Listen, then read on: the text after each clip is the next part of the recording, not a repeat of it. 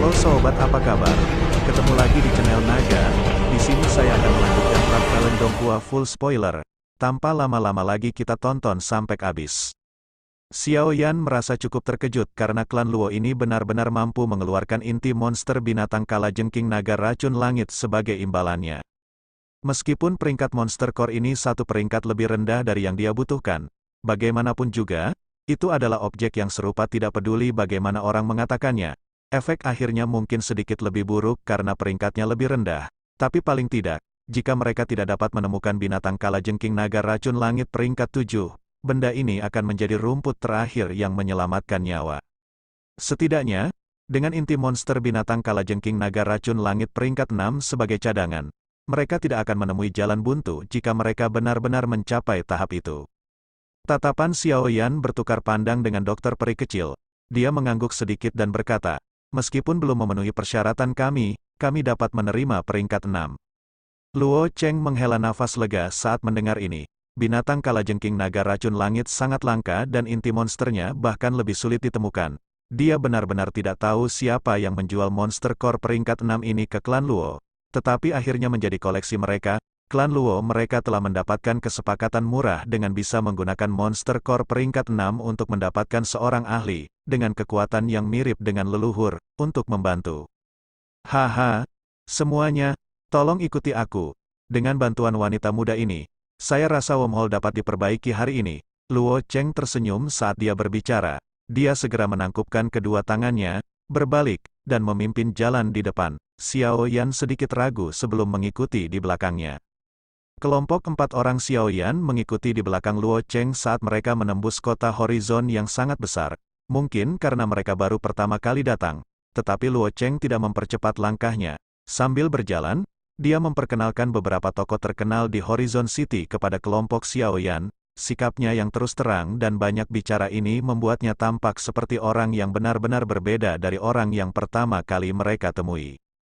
Berjalan di belakang Luo Cheng, kelompok Xiao Yan tidak terlalu menerima kata-kata Luo Cheng yang tak henti-hentinya. Meskipun kata-kata orang tua ini tidak jelas, Xiao Yan masih bisa merasakan bahwa dia mencoba menanyakan latar belakang mereka selama percakapan. Xiao Yan telah bertemu banyak rubah tua. Oleh karena itu, dia juga memahami prinsip membiarkan lidah terpeleset jika seseorang berbicara terlalu banyak. Oleh karena itu, dia menjawab beberapa pertanyaannya secara samar-samar dan tidak memberi Luo Cheng kesempatan untuk menyelidiki latar belakangnya.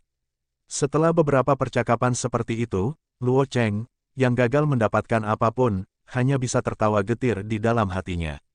Dia menarik pemikiran untuk melanjutkan penyelidikan.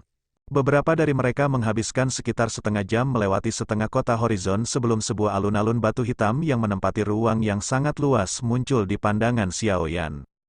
Ukuran alun-alun itu sangat luas. Itu sepenuhnya dibangun menggunakan semacam batu hitam. Perasaan keras yang samar muncul dari dinginnya. Pada saat ini, plaza telah ditutup oleh banyak penjaga klan Luo. Ada kekuatan spasial yang sangat kuat yang menyebar dari platform batu menjulang tinggi yang terletak di dalam alun-alun. Dengan Luo Cheng membuka jalan, kelompok Xiao Yan memasuki alun-alun tanpa hambatan. Setelah itu, mereka mengikutinya saat mereka berjalan menyusuri tangga batu yang menjulang tinggi. Perlahan-lahan naik, beberapa menit kemudian, semuanya muncul di platform batu. Platform batu ini kebetulan menempati bagian tengah alun-alun. Ketika kelompok itu menyapukan pandangan mereka mampu menyerap pemandangan dalam jarak beberapa ratus meter dari alun-alun ke dalam mata mereka. Selain beberapa ahli dari klan Luo, saat ini ada dua lelaki tua yang tampaknya bukan anggota klan Luo yang berdiri di platform batu saat ini. Aura keduanya cukup kuat. Meskipun mereka lebih rendah dari Luo Cheng dan dokter peri kecil, mereka juga merupakan elit sejati Douzong. Menurut tebakan Xiao Yan, kemungkinan besar mereka adalah pembantu yang diundang Luo Cheng. Ekspresi kedua lelaki tua itu dingin dan acuh tak acuh. Mata mereka samar-samar menunjukkan kesombongan. Namun, anggota klan Luo di sekitar hanya bisa menghadapi mereka dengan wajah tersenyum. Mereka tidak berani meremehkan keduanya sedikitpun. Tatapan Xiao Yan menyapu sekilas orang-orang ini sebelum beralih ke titik tengah platform batu. Sebuah lubang spasial berwarna hitam pekat, setidaknya berukuran 100 kaki, perlahan berputar di tempat itu. Gelombang kekuatan spasial yang mengejutkan meluap darinya, menyebabkan ekspresi seseorang berubah. Namun, tampaknya ada tanda-tanda kekacauan pada kekuatan spasial saat ini. Apakah ini lubang cacing itu? Itu memang barang yang sangat mahal. Lubang spasial hitam pekat itu seperti lubang hitam, memancarkan kekuatan isap yang tidak biasa. Melihat dari kejauhan, seseorang hanya bisa melihat kegelapan yang tiada akhir dan mendengar peluit yang menggetarkan jiwa yang tidak biasa. Kelompok Xiaoyan, yang telah naik ke platform batu, secara alami segera menarik perhatian semua orang. Saat melihat Luo Cheng, kedua lelaki tua dengan sikap agak sombong itu menangkupkan tangan ke arahnya. Kesombongan di wajah mereka sedikit berkurang. Kekuatan mereka baru saja mencapai Dozong Bintang 2.